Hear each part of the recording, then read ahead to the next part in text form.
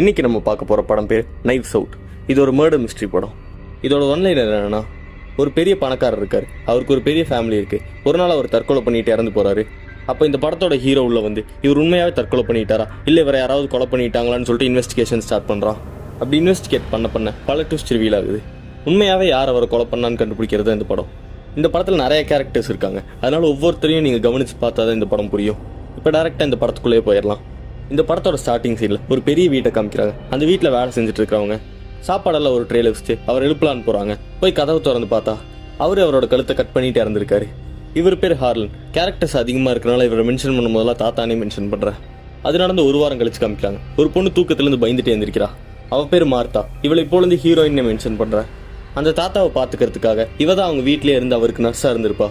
இவளுக்கு வால்ட்டுன்னு ஒருத்தர் ஃபோன் பண்ணி நீ வீட்டுக்கு வான்னு கூப்பிட்றாங்க. இவளும் கிளம்பி வீட்டுக்கு போகிறா. அந்த தாத்தா இறந்ததை விசாரிக்க அங்கே ஃபுல்லாக போலீஸாக இருக்காங்க. அந்த வீட்டில் இருக்கிறவங்க எல்லாருமே இவகிட்ட ரொம்ப நல்லா நடந்துக்கிறாங்க.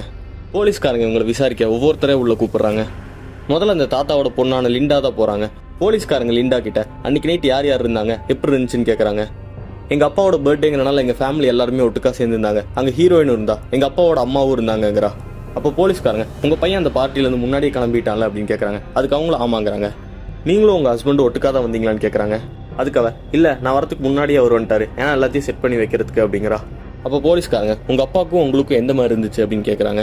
அதுக்காக எங்களுக்குள்ள எந்த பிரச்சனையுமே இல்லை, அவர் யாருக்கும் தெரியாமல் சீக்கிரட்டாக பேசுறதுக்கு என் கூட ஒரு கேம் எல்லாம் விளையாடுவாருங்கிறா. அடுத்து லிண்டாவோட ஹஸ்பண்டான ரிச்சர்டை விசாரிக்கிறாங்க. அன்னைக்கு எப்படி இருந்துச்சுன்னு அவர்கிட்ட கேட்குறாங்க. அதுக்கு அவர் அன்னைக்கு நல்லா இருந்துச்சு, எல்லாருமே ஜாலியாக தான் இருந்தோம் அப்படின்னு பதில் சொல்கிறாரு. நீங்கள் என்ன பண்ணிட்டு இருக்கீங்கன்னு போலீஸ் கேட்குறாரு. அதுக்கு அவர் நான் என் ஒய்ஃபோட கம்பெனியை தான் மேனேஜ் பண்ணிட்டு இருக்கேங்கிறாரு. அடுத்து அந்த தாத்தாவோட இன்னொரு பையனான வால்ட்டை விசாரிக்கிறாங்க. அவர்கிட்ட நீங்கள் எத்தனை மணிக்கு இந்த வீட்டுக்கு வந்தீங்க, யார் கூட வந்தீங்க, அன்னைக்கு நைட் எப்படி இருந்துச்சுன்னு சொல்லி கேட்குறாங்க. அதுக்கு அவர் நான் ஒரு 8 மணிக்கு வந்தேன், என் ஒய்ஃப் டோனாவும் என் பையன் ஜேக்கப்பும் என் கூட தான் வந்தான் அப்படிங்கிறாரு. நீங்கள் என்ன பண்ணிட்டு இருக்கீங்கன்னு அவரை பார்த்து கேட்குறாங்க. அதுக்கு அவர் அந்த தாத்தா ஒரு பெரிய ரைட்டராக இருந்தார், அவர் ஒரு பெரிய புக் பப்ளிஷிங் கம்பெனியை வச்சிருந்திருக்காரு. அந்த கம்பெனி அவன் பையன்கிட்ட மேனேஜ் பண்ண சொல்லி கொடுத்துட்டாரு. அந்த பையன் தான் இவன். அடுத்து ஜோனின்னு ஒருத்தவங்களை விசாரிக்கிறாங்க. அந்த ஜோனி யாருன்னா, அந்த தாத்தாக்கு 3ஆவது ஒரு பையன் இருந்திருக்கான். அந்த பையனுக்கு ஒரு ஒய்ஃப் இருந்திருக்காங்க, ஆனால் அந்த பையன் இறந்துட்டான். அந்த ஒய்ஃப் தான் இந்த ஜோனி. போலீஸ் ஜோனி கிட்ட நீங்கள் என்ன பண்ணுறீங்க, யார் கூட வந்தீங்கன்னு கேட்குறாங்க. அதுக்கு அவங்க நான் என் பொண்ணு மெக் கூட தான் இங்கே வந்தேன், நான் ஒரு இன்ஃப்ளூயன்சராக இருக்கேன் அப்படிங்கிறாங்க. அடுத்து ஜோனியோட பொண்ணான மெக்கை விசாரிக்கிறாங்க. அவகிட்ட நீங்கள் ஏன் அந்த பார்ட்டிலேருந்து சீக்கிரம் கிளம்புனீங்கன்னு கேட்குறாங்க. அதுக்கு அவளும் நான் என் ஃப்ரெண்ட்ஸை பார்க்கறதுக்காக தான் சீக்கிரம் போனேங்கிறா. இதெல்லாம் ஹீரோ பின்னாடி உட்காந்து கேட்டுருக்காரு. இத்தனை நேரம் வந்தவங்க எல்லாருமே ஹீரோவை பார்த்து இவர் யார் இங்கே சம்மந்தமே இல்லாமல் உட்காந்துருக்காருன்னு கேட்குறாங்க. அதுக்கு போலீஸ்காரங்க இவர் ஒரு பிரைவேட் டிடெக்டிவ், இவர் இந்த கேஸில் எங்களுக்கு ஹெல்ப் பண்ணுறதுக்காக வந்திருக்காருங்கிறாங்க. ஹீரோட பேரை கேட்டதுமே அவர் எல்லாருக்குமே தெரிஞ்சிருது, ஏன்னா அவர் அந்த ஊர்லேயே ரொம்ப ஃபேமஸான டிடெக்டிவ். அவரை பார்த்து லிண்டா உங்களை யார் இந்த வேலைக்கு கூப்பிட்டா அப்படின்னு கேட்குறாங்க. அதுக்கு அவர் அதனால சொல்ல முடியாதுன்றாரு. ஹீரோ ரிச்சர்ட்டை ஹீரோயின் பற்றி விசாரிக்கிறாரு. அந்த தாத்தாக்கு நர்ஸாக ஒரு பொண்ணு வேலை செஞ்சால அவ எப்படி அப்படின்னு கேட்குறாரு. அதுக்கு ரிச்சர்ட் அவள் ரொம்ப நல்ல பொண்ணு, அவள் இங்கே வேலை செய்கிறான்ற மாதிரியே இருக்காது, அவள் எங்கள் ஃபேமிலியில் ஒருத்தி மாதிரிங்கிறா. ஹீரோ லிண்டாட்ட உங்கள் அப்பாவோட புக்ஸோட ரைட்ஸ் எல்லாம் உங்கள் தம்பி விற்கிறேன்னு பேசினால சண்டை வந்துச்சாமா அப்படின்னு கேட்குறான். அதுக்கு லிண்டா எங்கள் ஃபேமிலியில் நடக்கிற பிரச்சனைலாம் உங்ககிட்ட சொல்ல முடியாதுன்றா. ஆனால் லிண்டாவோட ஹஸ்பண்டான ரிச்சர்ட் எல்லாத்தையுமே சொல்லிடுறான். அன்னைக்கு நைட் அந்த தாத்தா வால்ட்டை கூப்பிட்டு ஏதோ தனியாக பேசிட்டு இருந்தாரு. அதுக்கப்புறம் அந்த நைட் ஃபுல்லாக வால்ட் ரொம்ப சோகமாக தான் இருந்தாங்கிறான். ஹீரோ வால்ட்டை கூப்பிட்டு இந்த மாதிரி ரிச்சர்ட் சொன்னான், உனக்கும் உங்கள் அப்பாவுக்கு ஏதோ பேச்சுவார்த்தை இருந்துச்சுன்னு அதை பற்றி சொல்லுன்னு கேட்குறான். அன்னைக்கு நைட் நடந்தது ரிச்சர்ட் யோசிச்சு பார்க்குறான். ரிச்சர்ட் அவங்க அப்பாட்ட அவங்க புக்கோட ரைட்ஸ் எல்லாம் விற்க சொல்லி கேட்டே இருந்திருக்கான். ஆனால் இது அவங்க அப்பாவுக்கு பிடிக்கல. அவங்க அப்பா ரிச்சர்டை கூப்பிட்டு இதெல்லாம் நான் எழுதின புக், இனிமேல் நீ இந்த பப்ளிஷிங் கம்பெனியை பார்த்துக்காதுன்னு சொல்லி அமைச்சிடுறாரு.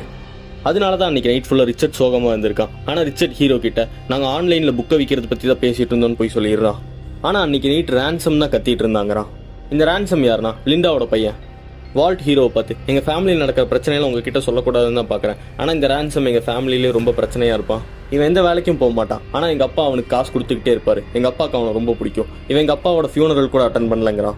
அடுத்து ரிச்சர்டை கூப்பிட்டு நீங்கள் அந்த பார்ட்டி ஆரம்பிக்கிறதுக்கு முன்னாடியே வந்துட்டீங்க, நீங்களும் அந்த தாத்தாவோ ஏதோ சண்டை போட்டு இருந்ததா வேலை செஞ்சுட்டு இருக்கிறவங்கள சொன்னாங்க அப்படின்னு சொல்கிறான். ரிச்சர்ட் அன்னைக்கு என்ன நடந்துச்சுன்னு யோசிச்சு பார்க்குறான். அந்த தாத்தா ரிச்சர்ட் வேற ஒரு பொண்ணு கூட அஃபேர் இருந்ததை கண்டுபிடிச்சிட்டாரு. அதனால ரிச்சர்டை கூப்பிட்டு மிரட்டிட்டு இருக்காரு. நீ இதை என் பொண்ணுக்கிட்ட சொல்லனா நானே இந்த லெட்டர் எடுத்து என் பொண்ணுக்கிட்ட கொடுத்துருவேங்கிறாரு.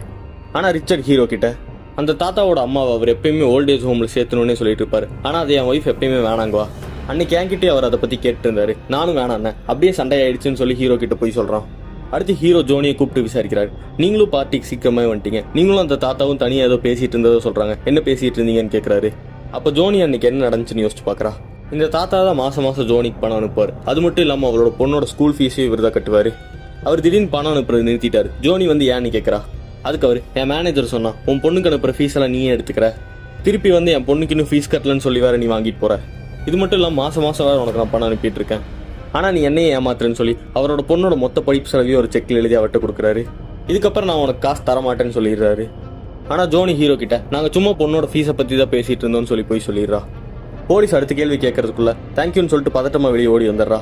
அதே டைம் ரிச்சர்ட் அந்த தாத்தாவோட டிராயர் உடச்சு அந்த லெட்டர் எடுத்து பார்க்குறான். அந்த லெட்டரில் ஒன்றுமே எழுதலை. ஹீரோயினை விசாரிக்கலான்னு வரும். அப்போ ஹீரோயின் ரொம்ப பதட்டமாக உட்காந்துருக்கா.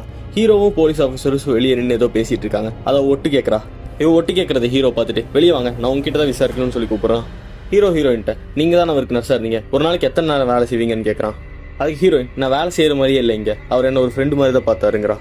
ஹீரோ அவளை பார்த்து நீங்கள் ஒரு இமிகிரண்ட் தானேன்னு கேட்குறாரு. அதுக்கு அவ்வளோ ஆமாம் நான் பிரேசில்லேருந்து வந்தேன் அப்படிங்கிறா. ஹீரோ அவளை பார்த்து உங்களுக்கு வித்தியாசமாக உடம்புல ஏதோ ஒரு பிரச்சனை இருக்குன்னு கேள்விப்பட்டேன் அப்படிங்கிறாரு. அதுக்காக ஆமாம் நான் பொய் சொன்னால் எனக்கு வாந்தி வந்துருங்கிறா. அந்த போலீஸ்காரங்களாம் சிரிக்கிறாங்க. ஹீரோயின்ட்ட அந்த தாத்தா ரிச்சர்டுக்கு அஃபேர் இருந்துச்சுன்னு உன்ட்ட சொன்னாரா அப்படின்னு கரெக்டாக கேட்குறான். அந்த தாத்தா ஹீரோயின்ட்ட சொல்லியிருப்பாரு. ஆனால் ஹீரோயின் ஃபேமிலி விஷயம்லாம் இவர்கிட்ட சொல்லக்கூடாதுன்னு சொல்லிட்டு இல்லைன்றா. போய் சொன்னோன்னு அவளுக்கு வாந்தி வந்துடுது. உடனே ஹீரோ கன்ஃபார்ம் பண்ணிக்கிறாரு அவருக்கு அஃபேர் இருந்துச்சுன்னு. அடுத்து ஹீரோயினை பார்த்து ஜோனியோட காசை அந்த தாத்தா நிறுத்திட்டாரு தானே அப்படின்னு கேட்குறான். ஹீரோயின் யோசிச்சு பார்த்துருக்கா. அந்த தாத்தா ஹீரோயின்ட்ட சொல்லியிருப்பாரு ஜோனி என்னை ஏமாத்திட்டா நான் அவளுக்கு காசு கொடுத்துட்டு நிறுத்த போறேன்னு. ஹீரோயினுக்கு வாந்தி வர மாதிரி ஆகுது. அப்போ ஹீரோ கன்ஃபார்மே பண்ணிக்கிறாரு இவ்வளவு போய் தான் சொன்னான்னு. ஹீரோ போலீஸ்கார்ட்ட சொல்றாரு இவங்க 3 பேருமே இன்வெஸ்டிகேஷன்ல போய் சொல்லியிருக்காங்கன்னு. அந்த போலீஸ்கார் வால்ட் எங்க போய் சொன்னான்னு கேட்கறாரு. அதுக்கு ஹீரோ அவங்க அப்பா அவனோட கம்பெனிலேருந்து தூக்கிட்டாரு, அதனாலதான் அவன் சோகமா இருந்திருக்கான்னு கரெக்டாக சொல்றாரு. ஹீரோயின்ட்ட கரெக்ட் தானு கேட்கும் போது அவளுக்கு வாந்தி வர மாதிரி இருக்கு. இதையும் பொய்ன்னு கன்ஃபார்ம் பண்ணிக்கிறாங்க. அந்த போலீஸ்காரர் ஹீரோ கிட்ட இவங்க 3 பேர் பொய் சொன்னதே ரொம்ப சந்தேகமா இருக்கு அப்படிங்கிறாரு. அதுக்கு ஹீரோ இதை விட ஒரு சந்தேகமான விஷயம் இருக்கு, என்னை யார் இந்த கேஸை இன்வெஸ்டிகேட் பண்ண சொன்னாங்கன்னே தெரியலங்கிறாரு. ஒரு நாள் எனக்கு போஸ்ட்ல காசு இருந்துச்சு, அதுல இந்த தாத்தாவோட பேர் இருந்துச்சு. இவர் இறந்துட்டாரு, இவர் யார் கொண்டான்னு கண்டுபிடிங்கன்னு போட்டுருந்துச்சு. ஆனா அந்த லெட்டர்ல பேரே இல்லை. ஒரு கொலையை கண்டுபிடிக்க சொல்லி என்கிட்ட சொல்றாங்கன்னா அவங்க எதுக்கு அவங்களோட பேரை மறைக்கணும்னு யோசிக்கிறாரு. ஹீரோ அந்த போலீஸ்காரரை பார்த்து அந்த நைட் என்ன நடந்துச்சுன்னு கம்ப்ளீட்டா என்கிட்ட சொல்லுங்கிறாரு. அந்த போலீஸ்காரரும் சொல்ல ஆரம்பிக்கிறாரு பர்த்டே பார்ட்டி 11:30 மணிக்கு முடிஞ்சிருக்கு. அப்போ ஹீரோயின் அந்த தாத்தாக்கு மருந்து கொடுக்கறதுக்காக அவர் கூட்டிட்டு ரூமுக்கு போயிருக்காங்க. அந்த ஸ்டெப்ஸ் ரொம்ப பழசுங்கிறனால அதில் ஏறி போகும்போது சத்தம் வரும். லிண்டாக்கு சின்ன சத்தம் வந்தாலே முழிப்பு வந்துடும். அதனால அவங்க ஸ்டெப்ஸ் ஏறி போனதுக்கு அப்புறம் தான் தூங்குறதுக்காக படுக்க வரா. ஜோனி மெடிடேட் பண்ணிட்டு இருக்கும்போது மேலேருந்து ஏதோ சத்தம் வந்திருக்கு. ஜோனி என்னன்னு பார்க்கறதுக்காக ஸ்டெப்ஸ் ஏறி மேலே போயிருக்கா. ஸ்டெப்ஸோட சத்தத்தை கேட்டு ஃபர்ஸ்ட் டைம் அந்த நைட்ல லிண்டா எழுந்திருக்கிறா. மேலே போய் அவள் தாத்தா ரூம் தட்டி ஏதாவது பிரச்சனையான்னு கேட்கறா. அதுக்கு அவரும் இல்லை நாங்கள் போர்டு ஆடிட்டு இருந்தோம், அந்த போர்டு கீழே விழுந்துச்சு, அந்த சத்தம் தான், நீ போய் தூங்குன்றாரு. ஹீரோயின் வீட்டுக்கு போறதுக்காக அந்த ஸ்டெப்ஸ் இறங்கி கீழே வரா. அந்த நைட்ல செகண்ட் டைமா ஸ்டெப்ஸோட சத்தம் கேட்டு லிண்டா எழுந்திருக்கிறா. ஹீரோயின் வால்ட்டை பார்த்து ரொம்ப டைம் ஆச்சு நான் கிளம்புறேன்னு சொல்லிட்டு அங்கிருந்து போறா. வால்ட் அவனோட வாட்சை பார்த்தா டைம் 12 ஆச்சு. அப்படின்னா ஹீரோயின் வீட்டை விட்டு போனப்போ டைம் 12. 12:15 யாரோ அந்த ஸ்டெப்ஸ் இறங்கி வராங்க. அந்த சத்தத்தை கேட்டு லிண்டா எழுந்திருக்கிறா. வெளியே ஸ்மோக் பண்ணிட்டு இருந்த வால்ட் அது யாருன்னு பாக்குறான். அந்த தாத்தா தான் சாப்பிட்றதுக்காக இறங்கி வந்திருக்காரு. வால்ட்டும் அவர் பார்த்து அப்பா சீக்கிரம் போய் தூங்குங்கன்னு சொல்லிட்டு விட்டுறான். அப்புறம் 12:30 மணிக்கு ஃப்ரெண்ட்ஸை பார்க்க போன மேக் வீட்டுக்கு வந்து படுத்து தூங்குறா. நைட்ல ஒரு தடவை மட்டும் அவங்க நாய் கத்துற சவுண்டை கேட்டு அவ எந்திரிச்சிட்டு திரும்பி படுத்து தூங்கிடுறா. இதுதான் அன்னைக்கு நைட்டு நடந்துச்சுன்னு போலீஸ் ஹீரோ கிட்ட சொல்றான். அப்படின்னா 12:15 2 o'clock தான் அந்த தாத்தா செத்துருக்கணுங்கிறான். அதுக்கு இன்னொரு போலீஸ்காரன் அந்த டைம்ல லிண்டாவோட பையன் ரான்சம் வீட்லயே இல்லை, அவன் அவங்க தாத்தா கூட சண்டை போட்டு வெளியே போயிட்டான், அதனால அவன் சஸ்பெக்ட் இல்லைங்கிறான். ஹீரோயினும் 12 மணிக்கு அவ வீட்டுக்கு போயிட்டா, அதனால அவளும் சஸ்பெக்ட் இல்லைங்கிறான். அப்புறம் மேக் அவளுக்கு அவங்க தாத்தாவை கொல்ல வேண்டிய அவசியமே இல்லை, அதனால அவளும் சஸ்பெக்ட் இல்லைங்கிறான். ஹீரோயினை கூட்டிட்டு வந்து வச்சு நீ சொல்றது தான் ரொம்ப முக்கியம், அதனால கரெக்டா அன்னைக்கு நைட் என்ன நடந்துச்சுன்னு சொல்லுங்கிறான். ஹீரோயினும் அன்னைக்கு நைட் என்ன நடந்துச்சுன்னு யோசிச்சு பாக்குறா. அந்த தாத்தா அன்னைக்கு நைட் ரொம்ப சந்தோஷமா இருந்திருக்காரு. ஹீரோயின் அவரை மேலே கூட்டிட்டு போய் பக்கத்து ரூம்ல இருந்து அவருக்கு இன்ஜெக்ஷன் போடுறதுக்காக அவளோட மெடிக்கல் பேக் எடுத்துட்டு வரா. அப்போ அவரு இந்த போர்ட் கேம்ல என்ன நீ ஜெயிச்சினா நான் இன்ஜெக்ஷன் போட்டுக்கிறேங்கிறாரு. ஹீரோயினும் அந்த இன்ஜெக்ஷன்ல எடுத்து வச்சுட்டு அவர் கூட கேம் ஆட ஆரம்பிக்கிறா. ஹீரோயின் அந்த கேம்ல ஜெயிக்கிற மாதிரி வரும்போது அவர் அந்த போர்டை தட்டி விட்டுறாரு. இன்ஜெக்ஷன் எல்லாமே கீழே விழுந்துருது. ஹீரோயின் அவருக்கு மொத்தம் 2 இன்ஜெக்ஷன் போடணும், அதில் ஒரு இன்ஜெக்ஷன் அவருக்கு போட்டுவிட்டு இன்னைக்கு என்ன ஆச்சுன்னு கேட்குறா. அதுக்கு அவர் என் பையனை என் கம்பெனி இனிமேல் பார்த்துக்காதுன்னு சொல்லிட்டேன், அவனே அவனுக்கு ஏதாவது அமைச்சுக்கணும்னு நான் நினைக்கிறேங்கிறாரு. ஹீரோயின் அந்த தாத்தாவை பார்த்து இன்னைக்கு உங்களுக்கு தூக்கம் வரதுக்காக தூக்க இன்ஜெக்ஷன் கொஞ்சமாக போடுறேன்னு சொல்லிட்டு அதை ஃபீல் பண்ணுறா. அப்போ தான் அவள் நோட் பண்ணுறா அவள் இன்ஜெக்ஷனை மாற்றி குத்திட்டான்னு. நார்மல் இன்ஜெக்ஷனுக்கு பதிலாக தூக்க இன்ஜெக்ஷனை 100 ml கொடுத்துட்டா. இவன் உடனே பதட்டமாகறா. அப்போ அந்த தாத்தா தூக்க இன்ஜெக்ஷன் எவ்வளோ ml தான் கொடுக்கணும்னு கேட்குறாரு. அதுக்காக இது 3 ml தான் கொடுக்கணும், தெரியாமல் உங்களுக்கு 100 ml கொடுத்துட்டாங்கிறா. அந்த தாத்தா இப்போ என்ன ஆகுன்னு கேட்குறாரு.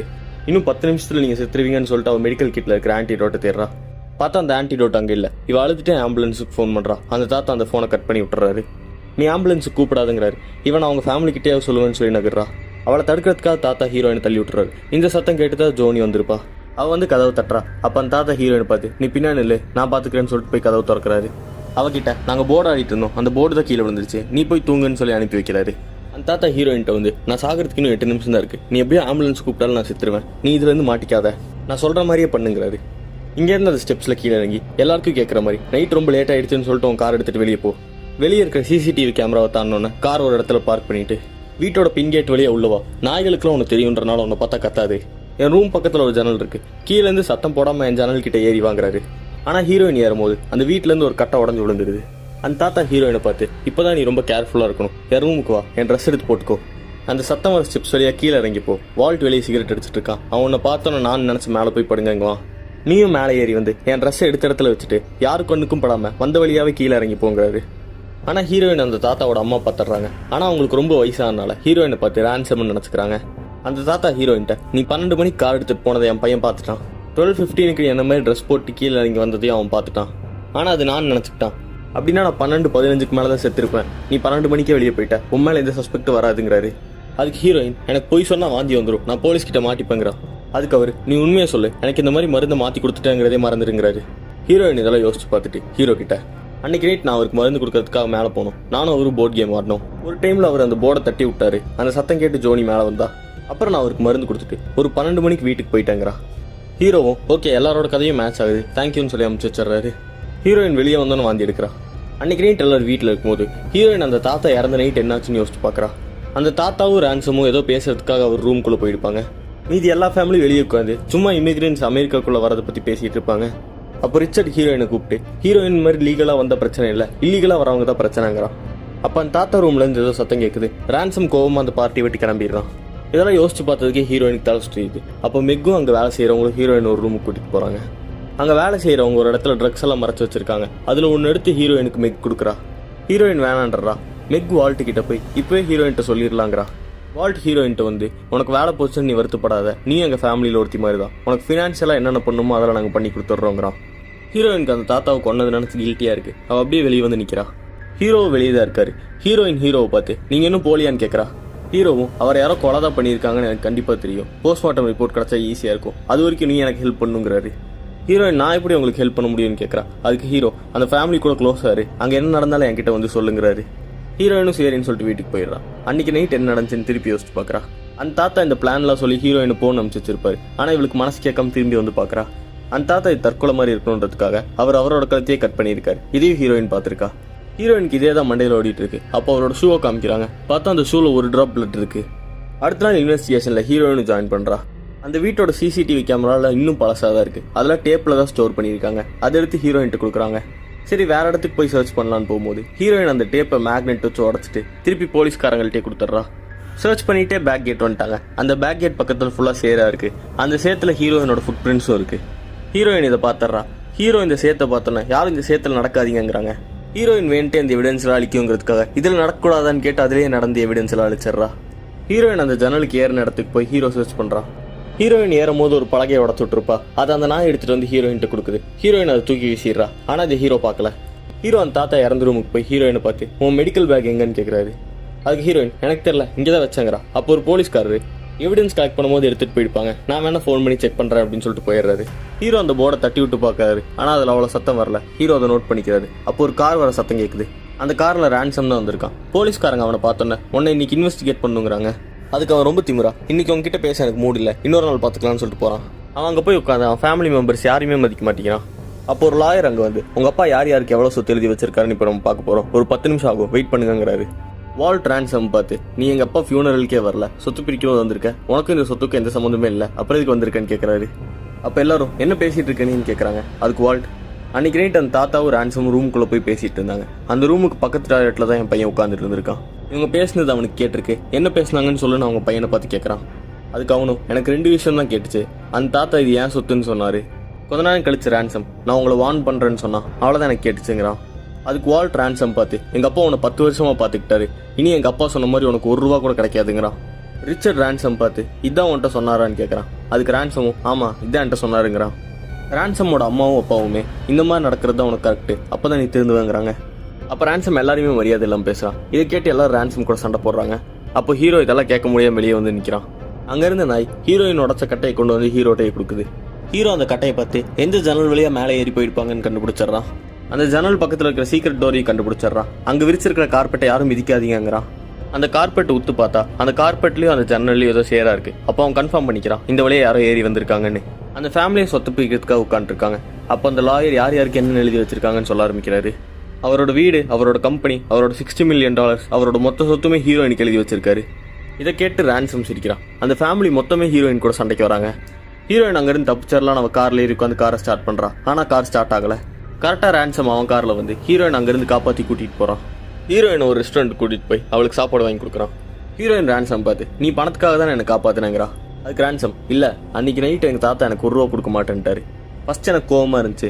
அப்புறம் நான் ரொம்ப தூரம் காரில் யோசிச்சுட்டே டிரைவ் போனேன். அப்போ தான் எனக்கு புரிய வந்துச்சு, அவரோட சொத்து எல்லாமே அவரோட காசு. அது அவர் யாருக்கு கொடுக்குறாருங்கிறது அவரோட இஷ்டம். இனிமேல் அவர்கிட்ட ₹1 வாங்கக்கூடாது, யார்கிட்டையும் டிபெண்ட் பண்ணி இருக்கக்கூடாதுன்னு முடிவெடுத்தேன். ஆனால் உன்னை இங்கே கூட்டிகிட்டு வந்ததுக்கு வேற ஒரு ரீசன் இருக்குது. எனக்கு ஒரு 3 விஷயம் கன்ஃபார்மாக தெரியும். முதல் விஷயம், எங்கள் தாத்தா கண்டிப்பாக தற்கொலை பண்ணி இறந்துருக்க மாட்டார். 2வது விஷயம், உனக்கு பொய் சொன்னால் வாந்தி வரும். 3வது விஷயம், நீ இப்போ ஃபுல்லாக சாப்பிட்ருக்க. இப்போ சொல்லு, அன்றைக்கி நைட் என்னாச்சுன்னு கேட்குறான். ஹீரோயின் எல்லா உண்மையுமே ரான்சம்கிட்ட சொல்லிடுறா. அதுக்கு ரான்சம், எங்கள் தாத்தா இதெல்லாமே உனக்கு எழுதி வச்சிருக்காருனா இதெல்லாமே உனக்கு தான், இது என் ஃபேமிலி கொடுக்காத, நான் உனக்கு ஹெல்ப் பண்ணுறேங்கிறான். அதுக்கு ஹீரோயின், இதெல்லாம் நீ எதுக்கு எனக்கு பண்ணணும்னு கேட்குறா. அதுக்கு ரான்சம், என் ஃபேமிலி எனக்கு சுத்தமாக பிடிக்காது, அவங்களுக்கு ₹1 கூட கிடைக்கக்கூடாது. அப்புறம் இந்த பிரச்சனையெல்லாம் முடிஞ்சோன்னா நீ ஏன் ஷேர் எனக்கே கொடுத்துடணுங்கிறான். ஹீரோயினும் சரின்றதா. ரான்சம் ஹீரோயினை பார்த்து, போலீஸ் ஏதோ கண்டுபிடிச்சாங்களான்னு கேட்குறா. அதுக்கு ஹீரோயினும், நான் எந்த வழியாக வந்தேன்னு கண்டுபிடிச்சிட்டாங்க, ஆனால் ஃபுட் பிரிண்ட்ஸ் எதுவும் கண்டுபிடிக்கலங்கிறா. அதுக்கு ரான்சம், நீ ஒன்றும் கவலைப்படாத, வீட்டுக்கு போய் ரெஸ்ட் எடுங்கிறான். ஹீரோயின் அடுத்த நாள் எந்திரிச்சு பார்த்தா அவள் வீட்டுக்கு வெளியே ஃபுல்லாக ரிப்போர்ட்டர்ஸாக நிற்கிறாங்க. ஏன்னா அந்த தாத்தா ஒரு பெரிய ரைட்டர்.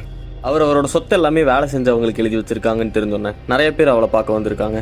ஹீரோ போய் அந்த தாத்தாவோட அம்மா கிட்ட விசாரிக்கலான்னு போய், அன்றைக்கி நைட் நீங்கள் ஏதாவது பார்த்தீங்களான்னு கேட்குறாரு. அவங்களுக்கு ரொம்ப வயசானாலும் அவங்க பெருசாக யார்கிட்டையுமே பேச மாட்டாங்க. ஹீரோ கேட்டதுக்கும் அவங்க பதிலே சொல்ல. ஹீரோவும் எவ்வளோ நேரம் ஆனாலும் பரவாயில்ல, நான் இங்கே இருக்கேன், அங்கேயே உட்காந்துடுறாரு.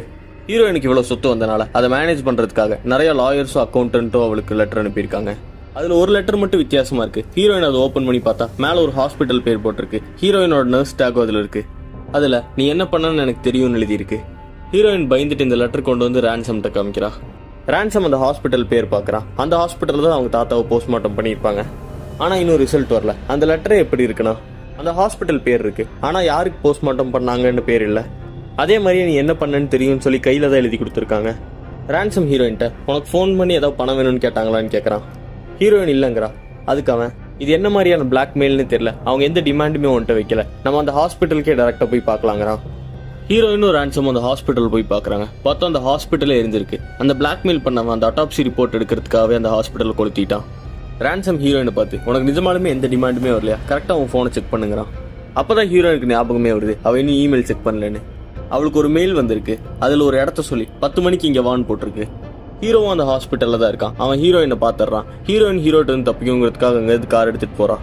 ஹீரோவும் சஸ்பெக்டை பார்த்துட்டேன்னு சொல்லிட்டு மொத்த போலீஸ் ஃபோர்ஸையும் கூட்டிகிட்டு ஹீரோயினை சேஸ் பண்ணிட்டு போகிறான். ஹீரோயின்ட்ட ரான்சம் என்ன சொல்கிறான்னா, நீ அந்த இடத்துக்கு போ, அவங்க எவ்வளோ காசு கேட்டாலும் அதை அவங்கள்ட்ட கொடுத்துட்டு நீ இதுலேருந்து வெளியே வந்துருங்கிறா. அப்போ ஹீரோயினோட காரை பிடிச்சிடுறாங்க. ஹீரோயினை அரெஸ்ட் பண்ணுறதுக்கு பதிலாக போலீஸ்காரங்க வந்து ரான்சம் அரெஸ்ட் பண்ணுறாங்க. ஹீரோயின்ட்ட சொல்கிறான், நான் அந்த தாத்தாவோட அம்மாவை விசாரித்தேன், ரான்சம் தான் அன்றைக்கி நைட்டு வந்தான்னு சொன்னாங்கன்றான். ஆனால் அன்றைக்கி நைட் அவங்க ஹீரோயினை தான் பார்த்துருப்பாங்க. அவங்களுக்கு வயசானனால அது ரான்சம்னு நினச்சிருப்பாங்க. இது ஹீரோயினுக்கும் தெரியும். ஹீரோயினை பார்த்து, நான் உங்களை பார்த்தோன்னா அவன் தான் உன்னை கார் எடுக்க சொன்னானான்னு கேட்குறான். அதுக்கு ஹீரோயினும் ஆமான்றா. ஹீரோயின் போய் சொன்னால காரில் உட்காந்தானு வாந்தி எடுக்கிறான். ஹீரோவும் ஹீரோயினோட கார்லேயே வந்து உட்காடுறான். என்னை போலீஸ் ஸ்டேஷனில் இறக்கி விட்டுருங்கிறான். 10 மணி வேறு ஆக போகுது. அதனால ஹீரோயின், நான் ஒரு இடத்துக்கு போகணும், அந்த இடத்துல மட்டும் கொஞ்ச நேரம் நின்றுக்கலாங்கிறா.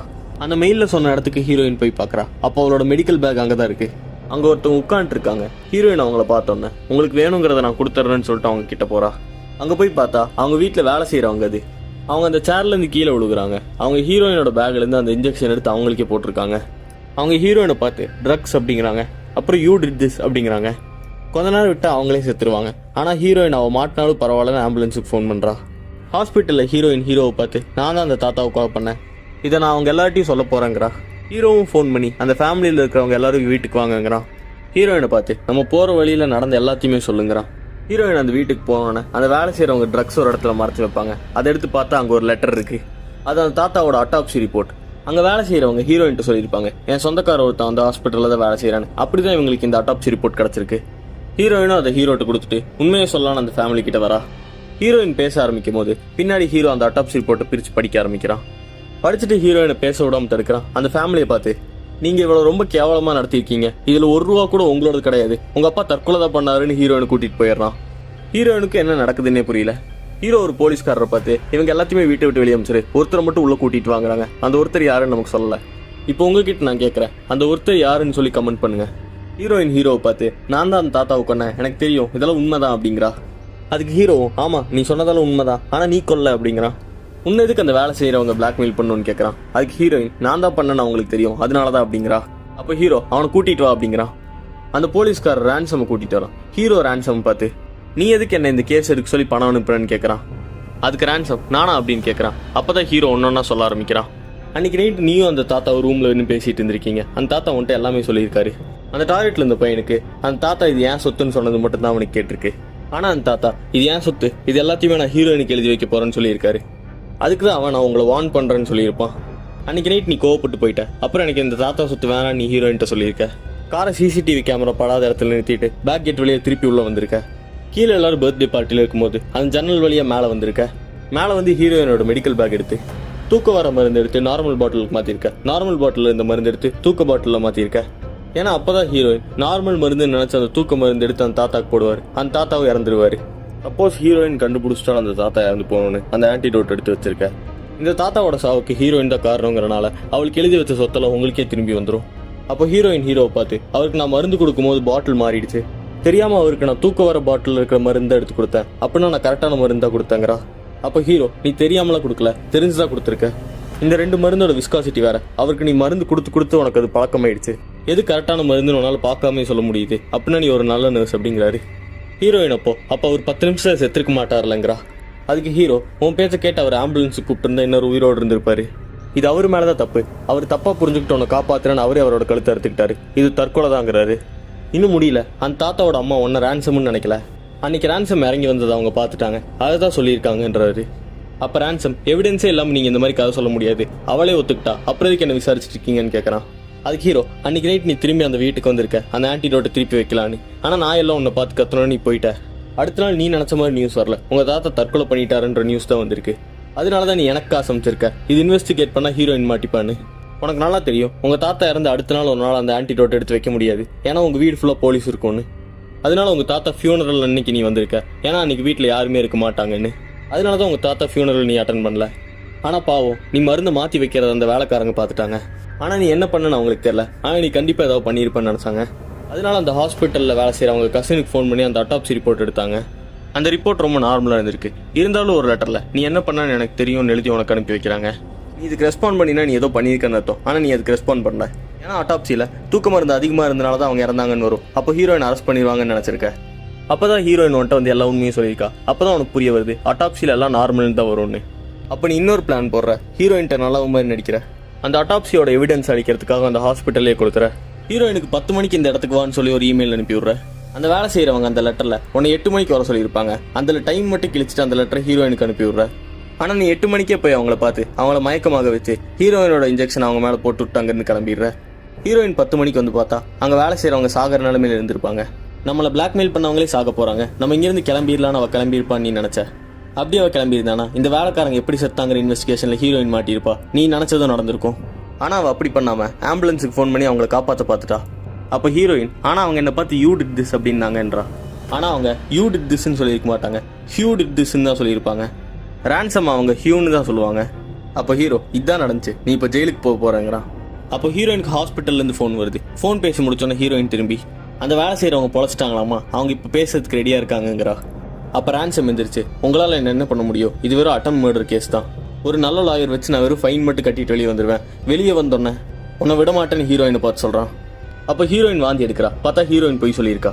உண்மையாவே அங்கே வேலை செஞ்சவங்க இறந்துட்டாங்க, இவன்ட்ட கன்ஃபெஷன் வாங்கணுங்கிறனால தான் அவ போய் சொன்னான். போலீஸ்காரங்க இவன் சொன்னதெல்லாம் ரெக்கார்ட் பண்ணிட்டாங்க. இதோட கோவமான ரேன்சம் ஒரு சேர்ல இருந்து கத்தி எடுத்து ஹீரோயினை குத்திடுறான். அந்த தாத்தா ரைட்டருங்கிறனால அவர் எல்லாமே சினிமா ப்ராப்பர்ட்டிஸ் தான் வீடு ஃபுல்லாக வச்சிருப்பாரு. அந்த கத்தியும் ஒரு ஃபேக்கான கத்தி. லிண்டா அவங்க அப்பா ரூமுக்கு போய் அந்த தாத்தா ஒரு வெறும் பேப்பர் காமிச்சு ரிச்சர்ட் மிரட்டி இருப்பாரு, அந்த பேப்பர் எடுத்துக்கிறா. ரேன்சமை போலீஸ் அரெஸ்ட் பண்ணிட்டு போறாங்க. லிண்டா முன்னாடியே சொல்லியிருப்பா நானும் எங்க அப்பாவும் சீக்கிரட்டா பேசிப்போன்னு. அந்த லெட்டர் பின்னாடி தீ வைக்கிறா. அப்ப அந்த லெட்டர்ல என்ன எழுதியிருக்காருன்னு தெரியுது. லிண்டா ரிச்சர்ட் அஃபேர் இருந்துச்சுன்னு கண்டுபிடிச்சிடறா. ஹீரோயின் ஹீரோவை பார்த்து நான் தான் கொலை பண்ணேன்னு எப்போ கண்டுபிடிச்சிங்கன்னு கேட்கறா. அதுக்கு அவன் ஃபர்ஸ்ட் டைம் உன்னை பார்க்கும் போதே கண்டுபிடிச்சேன், உன் ஷூல ரத்தக்கார இருந்துச்சுங்கிறான். அதுக்கு அவன் நான் இந்த சொத்தை எல்லாருக்கும் கொடுக்கணும் அதான கரெக்டுன்னு கேட்கறா. அதுக்கு ஹீரோ நானா இருந்தா கொடுக்க மாட்டேன், உனக்கு என்ன தோணுதோ செய்யுங்கிறான். அந்த ஃபேமிலி மெம்பர்ஸ் எல்லாருமே வீட்டுக்கு வெளியே நின்று இருக்காங்க. ஹீரோயின் அந்த வீட்டோட பால்கனியில் நின்று காஃபி குடிச்சிட்டு இருக்கா. எல்லாருமே திரும்பி ஹீரோயினை பார்க்குறாங்க. அப்போ ஹீரோயினோட காஃபி கப்பில் மை ஹவுஸ்ன்னு எழுதியிருக்கு. இதோட இந்த படம் முடிஞ்சுச்சு. இந்த படம் உங்களுக்கு பிடிச்சிருந்துச்சுன்னா சப்ஸ்கிரைப் பண்ணிக்கோங்க. அப்போ தான் அடுத்தடுத்த வீடியோ உங்களுக்கு கட்டும். மறுபடியும் இன்னொரு படத்தோட வரேன். அது வரைக்கும் பாய்.